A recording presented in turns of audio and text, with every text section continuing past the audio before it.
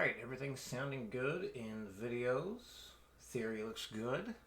So let's get back to it. Continuing on. Alright, so we got a couple things. As usual. Number one is basically preparing you for what happens in number two, or helping to anyway. So here we have eighth note tied to an eighth note, which is the same as a quarter note. So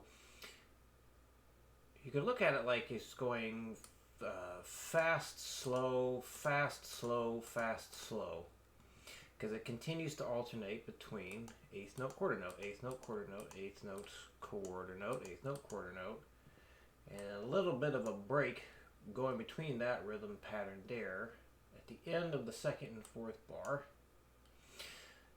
So when you're doing this, picking it the way we're working on, you're going to continue switching between down, up, down. So down, up, down. And then here's your standard down, down. And then down, up, down, up, down, up, down. Number two carries that idea across the whole thing. So I went with 6 bars here. This way we could have the pattern, the rhythmic pattern, done twice and notated 2 different ways. So much like we've done before with these tied eighth notes, up here we have the tied eighth notes as much as possible, and down here we get rid of as many as possible. The only time we have a tied eighth note in the second half of number 2 is when this note has to carry across the bar line, so we have to use a tie there. But same idea, presented in number 1, just like you did with the chords, and like we've done with the eighth notes in the past. Down, up, down, down, up, down, down, up, down, down, up, down, and then it starts all over again. So let's get to number 1 here, starting at you know what. Whoops, I don't want the audio interface on now. Let's turn that off. There we go. Okay. So move this a little bit. 1, 2, 3, 4, 1 and 3, 4 and 2, 3 and 4, 1 and 3, 4 and 2, 3. So gotta shift that hand over for the end of bar number 4. Shift. Alright, 120, 1, 2, 3, 4.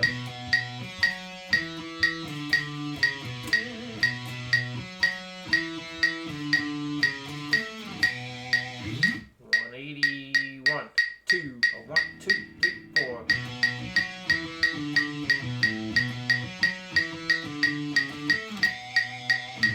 240. And let's try some repeats. 1, 2, 1, 2, 3, 4.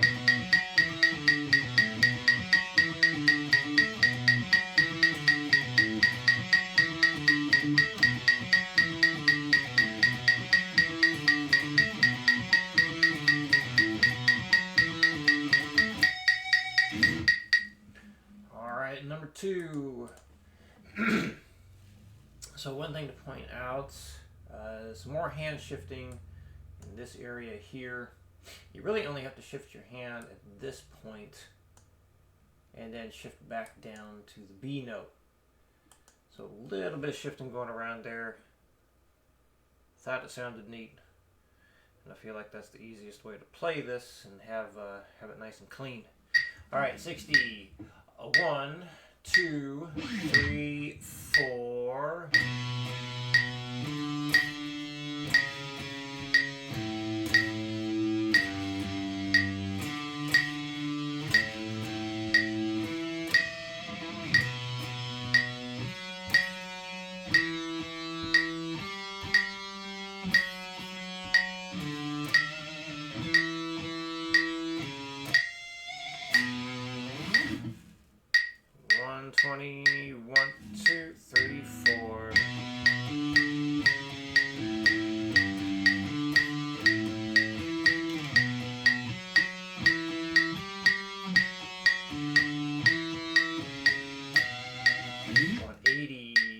1, 2, 1, 2, 3, 4.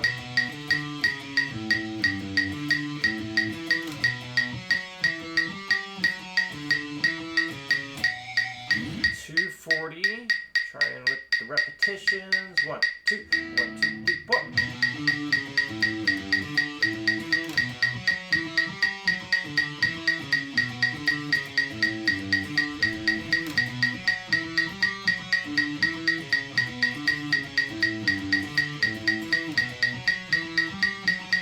Oh, extra picture. 1, 2, 1, 2, 3, 4.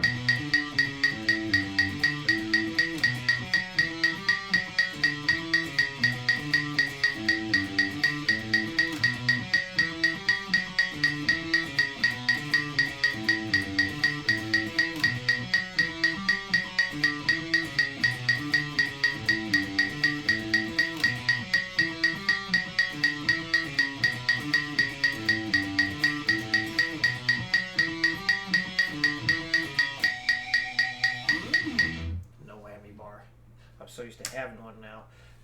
I was trying to go do that at the end of so many things, and oh yeah, the Monson doesn't have one. Oh well. Alright, theory time. Let's see. So got an idea to explain that we can try here. So with all the suspended chords you filled out, especially the suspended seconds, we got well, with the suspended seconds that you filled out, we have some options here. And I put that in the first half of the first progression. And I want you to set the difficulty in terms of how you play this. But I do feel it's best do some kind of arpeggiating to make sure all the notes are clearly heard. So, in other words, we don't want to just strum, stuff like that, because too often if a chord is not held right, if you're strumming it, you may not hear the note that needs to be fixed. So that's why I prefer arpeggiating these things while learning it. So you have the two different ways of playing those suspended chords, the suspended seconds that is, while starting on the E and the A string.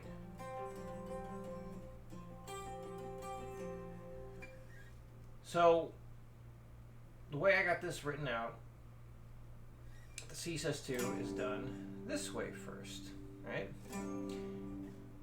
Same thing with the F sus2, and then going into the G sus2, I switch it up to this version and stay with that version as I go into the F sus2. Now, for something like this, you certainly could just stay with the same type of sus2 all the way through. But sometimes it just sounds nicer to do that, or even just switch it up there, have some variation. And then the sus4s. So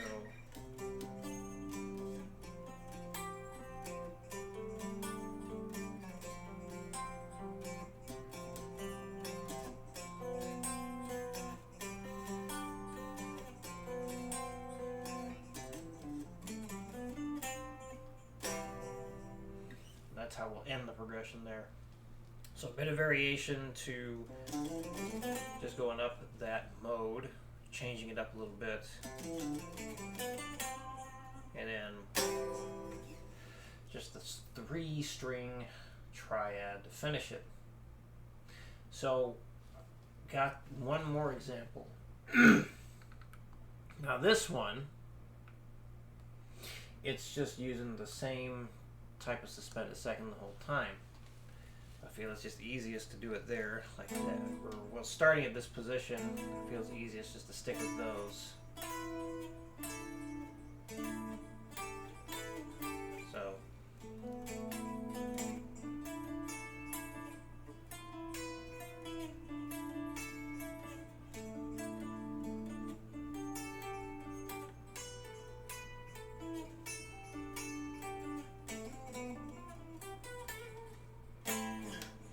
you arpeggiate it any way you want. It could be something real simple,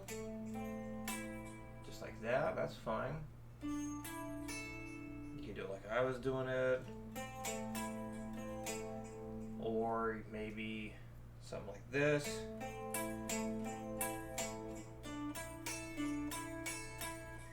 Whatever you like. Whatever feels comfortable for you. And this is a good way to practice songwriting stuff. You know, figuring out an arpeggio sequence that you like. So, now you could absolutely start this A sus2 like that. And because of how high up you are on the fretboard, you could play the D sus2 like that. The problem with doing those types of chords where the second interval is an octave higher is stuff like this. That's already causing strain on my joints there, or the connective tissue. Like, my hand is like, what are you doing? And like, man, that F, that's just awful. So it's just those stretches are just too damn much for starting on the D and the G string. So that's why I left those out. Some things might work okay. Like the E sus flat 2. That actually works pretty good there because it's the same stretch. Did the B sus flat 2. That works out pretty well there. So that's an option too. But for the most part, when you're playing it the octave or the second interval an octave higher, you'll typically keep those on the E or the A string to start. So yeah, basically when you're figuring these things out and putting them together, when you have a sus2 starting on the E or the A string, try one or the other. Try doing it this way or try doing it this way. See what sounds best to you, see what feels best. For certain chords like the E sus flat 2, like if you have an E sus flat 2 that's going to be starting on the 7th fret of the A string, that's just a bitch to get into.